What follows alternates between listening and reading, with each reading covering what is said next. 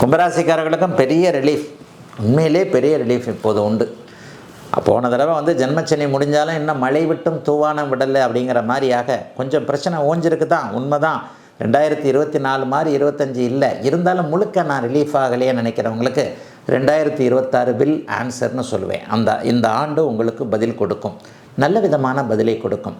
ஓரளவிற்கு இப்போவும் கஷ்டத்தில் இருக்கிறவங்க 80% ரிலீஸ் ஆனாலும் 20% நான் நல்லா இல்லைங்க நினைக்கிறவங்க எல்லாருக்குமே கொஞ்சம் அதற்கான ஒரு ஆரம்பங்களை கொடுக்கக்கூடிய ஆண்டாக 2026ஆம் ஆண்டு கண்டிப்பாக இருக்குதுங்க. எதை பற்றியும் கவலைப்பட வேண்டாங்க. எந்தெந்த விஷயத்துலலாம் மனசு கஷ்டம் இருந்ததோ அந்தந்த விஷயத்துலேருந்து அப்படியே டக்குன்னு வெளியே வருவீங்க.